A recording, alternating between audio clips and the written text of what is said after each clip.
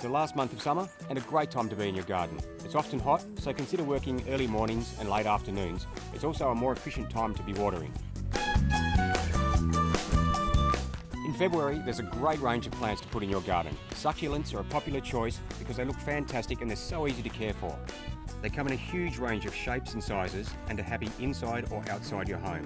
Take a look at varieties like the ornamental aloes or the more traditional cacti. One of my favourites is Echeveria, as they come in a whole range of shapes and colours. It's a good time to get some edibles growing too. Tomatoes, lettuce and parsley will all make great additions to your veggie patch. If you're unsure what to buy, pop into the store and speak to one of our garden experts and they'll send you in the right direction.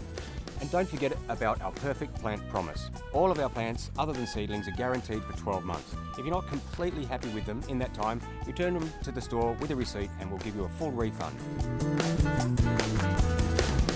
Some of the beautiful bounty you can expect to harvest this month will include things like eggplant, zucchini, sweet corn, tomatoes bursting with flavour, and if you were clever enough to plant watermelon, you'll be able to serve this perennial favourite to your family in the heat of summer. Continue pruning. Take a look at your native and other plants. Remove spent flowers to encourage further blooming. A bit of fertiliser after pruning will encourage new flowers to grow. And in this summer heat, a wetting agent will give your garden beds and turf an extra layer of protection. As ever, be vigilant and clear out any weeds.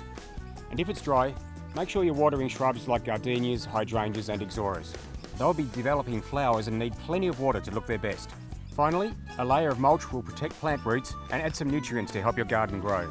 There's a massive range of plants available at your local Bunnings, so come on down, speak to one of the experts and they'll help you decide on the perfect plant for your garden. Click here for more gardening advice or click here to return to the website.